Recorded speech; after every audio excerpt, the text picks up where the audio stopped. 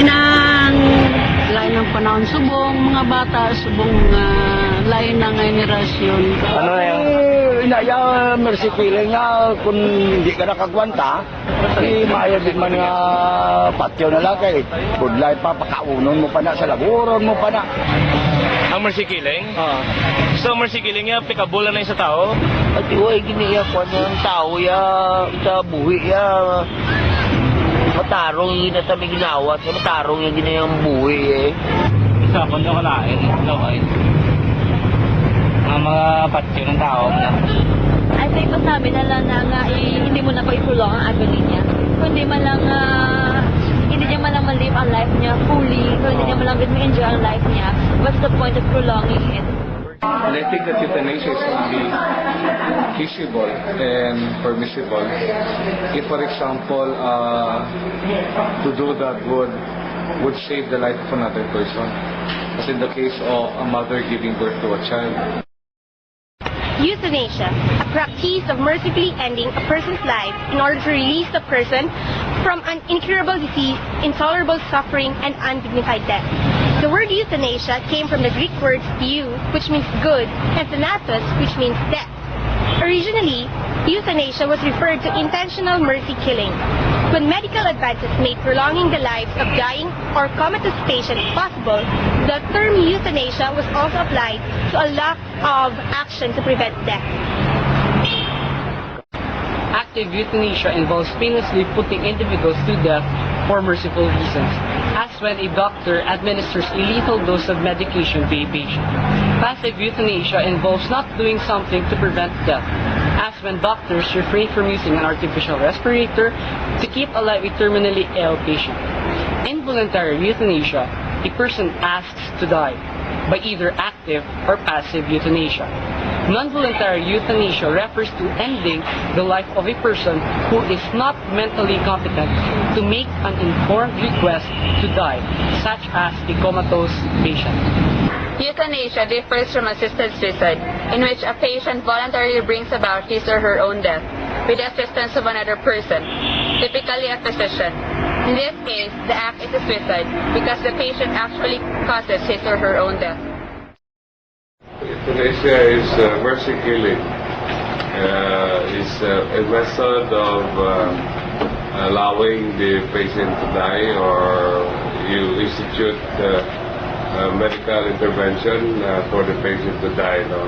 The church against euthanasia because it is against the commandment of God. It is killing. Euthanasia is killing.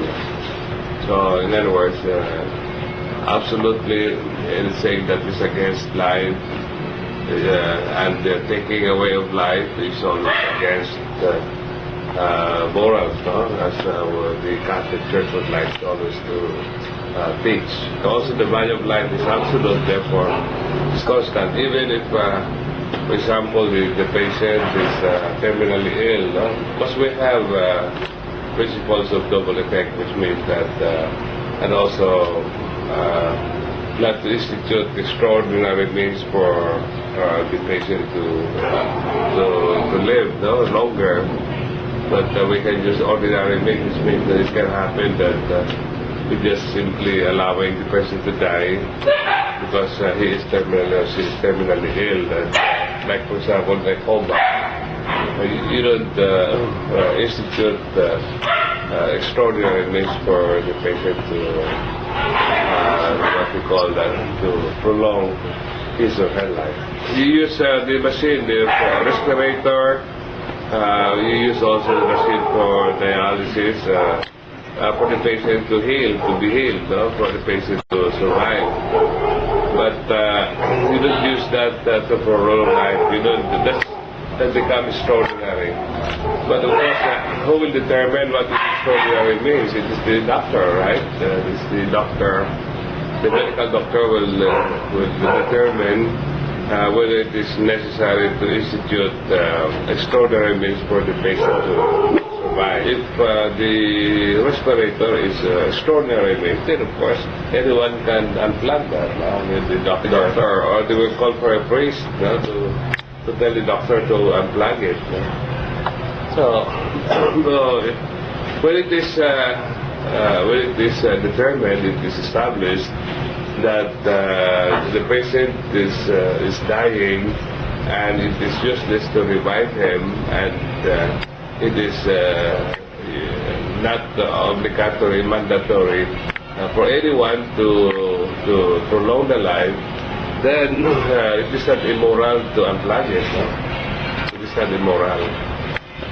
So, and we have been doing that.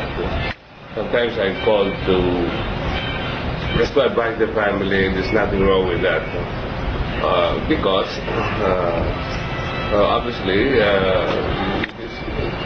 you don't prolong a life and it is not viable anymore. No? Like for example, at 65 or 70, you can actually live your life at 80 or 90, you know, and still you're like your Lola, but euthanasia, when you get sick, will just kill you, or you allow yourself to be killed. In fact, ang tigulang, hindi mo kasi useless. Hindi ka lang agwanta to live with your Lolo, pero having a Lola in your family is also very inspiring.